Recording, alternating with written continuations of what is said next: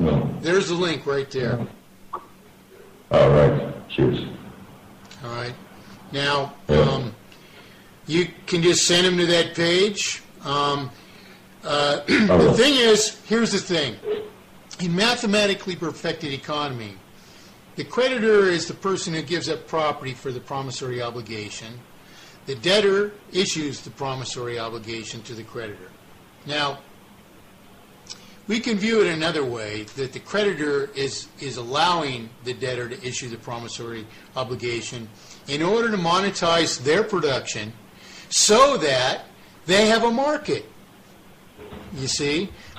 So, while on the one hand it's creating a debt, a just obligation to pay only the thing for the thing, on the other hand, it's creating the opposite of that, that is liquidity sufficient to sustain all of our prosperity. So those two facts actually cancel each other out. You know, you can't have the one without the other if the person can't pay for it already. And if they can, well, we don't need to issue any more currency. So what's the problem with this? Now, so anyway, a further thing to understand then is that, all right, so this original creditor spends the $100,000 for the $100,000 home that he's received. Anyone who accepts it becomes the creditor then, because they're holding a promissory obligation. What does this do to all of us then? It forces us to look after the integrity of the currency. In other words, when the real creditor spends the $100,000, they're thinking, okay, I worked this much for that $100,000. Now here's another guy. He makes makeup for my wife, or he makes clocks, or he makes bamboo fly fishing rods, or he welds wrought iron that I'm going to add to my own house, or whatever this guy does. He looks at that guy's work and he says, well, how much am I paying him for his work, and how much is his work relative to mine? And he decides the price he will pay according to how he measures it. In other words, it becomes incumbent upon the creditor, every creditor, and all of us become creditors then because we're holding these promissory obligations. It becomes incumbent upon all of us to see to it that when we spend money, we're not spending more for wages than what we receive, or we're losing. But we become the police force then. You don't need a police force because in the end that money has to be paid out of circulation by the actual debtor.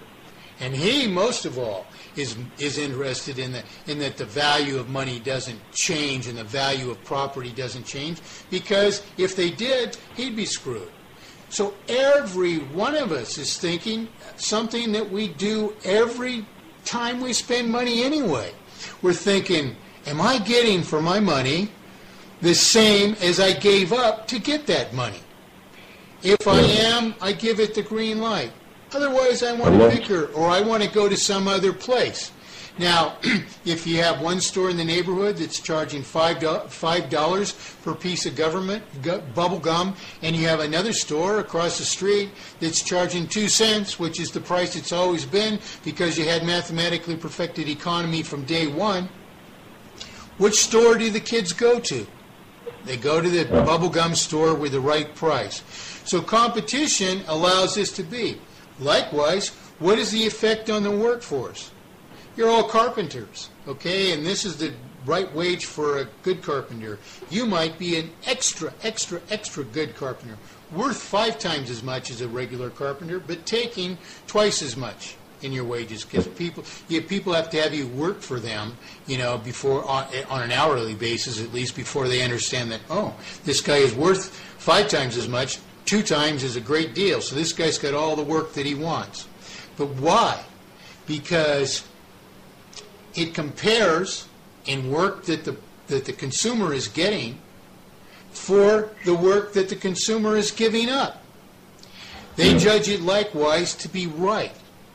So we, in effect, decide the wages we get and the commitments that we have enforce upon us a principle that we ourselves have to abide by, because we all become, we all might issue promissory obligations. We're committed to pay this money out of circulation likewise. So this is a further thing. The obligation is a further thing that enforces this upon us. But just holding the money or the property, which might be exchanged for money, either and both things together, force us to say at all times, am I paying the right wage to this person in my wages that I'm giving up for whatever they produce? This is what we're deciding at all times. So, in truth, this person who asked this question is giving the only case of a true free market and a true free debtor and a true free creditor to determine the value of money or property, which translates to wages. Wages paid for consuming property or wages received for producing property. We have the only truly free system in mathematically perfected economy to determine those things rightly without exploitation. And so they decide this, really. Would it mean that everyone's wages would fall in parallel then? Well, not as a result of mathematically perfected economy, only if wages were wrong. But if wages were wrong in respect to the property, and what they're really going to find is that wages could have been higher because they were always eroded away at an ever greater degree by artificial multiplication of indebtedness. In fact, at an ever escalating rate. You see, in the end, we can't even afford to employ you because we can't afford to pay you a minimum wage. So we moved our industry out of the country, and you don't even have those jobs anymore. And we force Mexicans or Chinese to work at a tiny fraction of what's the right price for labor. You see, that's what forces them down. Mathematically perfected economy is the thing that would allow them to rise to what they need to be. So that's the answer to the question. I know you wanted it in a simple form. That was short and sweet. Thank you. Yeah. Okay. So since all my calls are recorded, I can just send you the tape of this right now if you want. Can you? Yeah.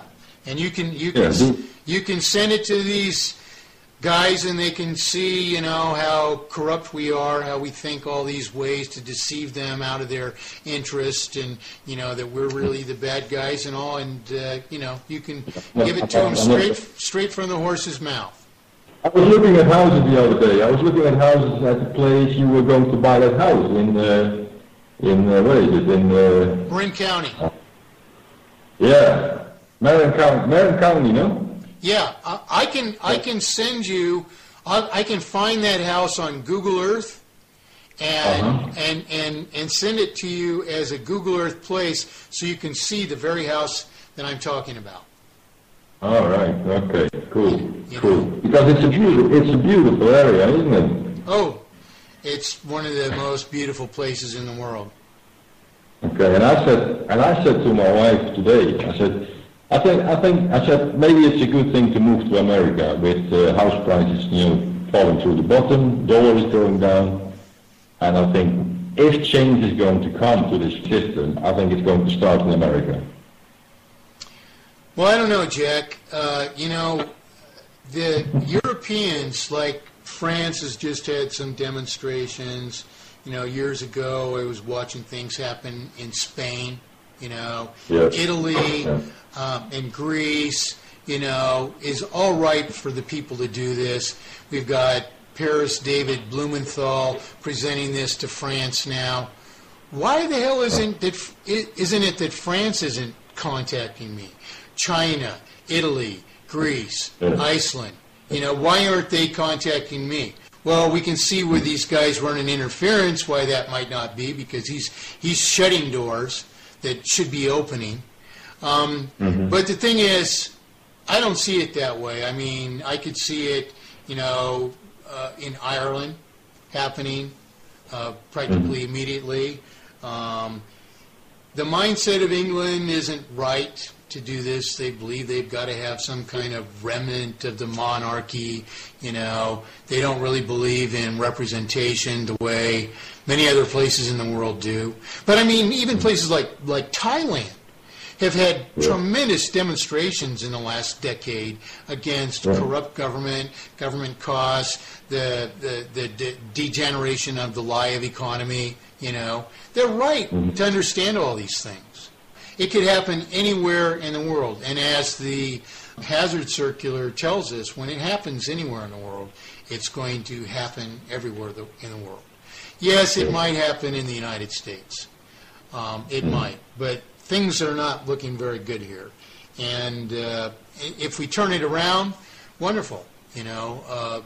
But it depends on the people. And why is it that you're in a foreign country? How come it's people in a foreign country that want me to do this radio program? You see, why is it these people in these Ron Paul forums who are arguing against this? You know, those are bad signs for America. But then, you know, I mean, we have these guys like, there's 3 or 4 guys on the forums now that are in favor of this, and now this guy asked me a question because he finds it an interesting theory. But, you know, you basically, it's difficult for people to understand. It's the exact opposite to what they have been told all their life. Yeah, but it's like, you know, you're a kid and you got an allowance, you know, and your mom comes in and accuses you of doing something you didn't do and takes your allowance away. And it's sitting on top of your dresser right where it was left because you're, you know, you're one of those kids who just doesn't visit the candy store. You save it. You haven't even put it away yet. And she grabs it right off the counter and she's got it in her hand, you know, and you say, it's not right for you to take that. And she denies it. And then she's you know, she even acts that she doesn't even have it, even though it disappeared to her. And then she tells you she didn't take it. And you're just, if you just, you know, lay there on your bed or whatever and accept everything that's told you, well, right under your eyes is all the evidence, right in front of your eyes is all the evidence of what's really happened, you're at fault. We're adults. Why did we ever believe this lie of economy in the first place? Not one adult can give us a good reason. Not one. Oh, we have to borrow money from a bank. What do you mean, borrow money from a bank? You mean all this money always existed and we just got it from banks somehow? Yeah, fuck that. You know, it's a magic explanation that just flew right over your head, and it suffices to allow these people to merely publish evidence of your promissory obligations to each other and think you have to borrow them from a bank of all things. There's nothing more preposterous in the world, you know. So that's no excuse. It's no excuse, you know. And nothing could be more self-destructive. It's when they realize that they made all the wrong choices and their waiting is what killed them. You know, standing in front of a soup line is a whole different situation, especially when that soup line doesn't even exist or doesn't have enough soup, and you know, that's when it gets real serious, you know. Let's read this article which Jack was asking about, which I wrote simply in response to a vital question from Patrick Hedemark of New York. This article was written simply to sufficiently answer Patrick's question. Determining the value of money, property, and production in mathematically perfected economy. Patrick Hedemark of New York was concerned with how or whether to determine the value of money exactly. In answering, I explained that no exacting method really exists, not even as equally necessary under the present obfuscations of the currency, and that neither is it critical to any ostensible object that we lack such a method. The first thing to remember is that until a perfect a system of determining the value of productive efforts is ascertained, it cannot be a just object of a monetary system or a government to impose an imperfect method of evaluation. Even if you make the value of a unit of money ostensibly equal to a fixed quantity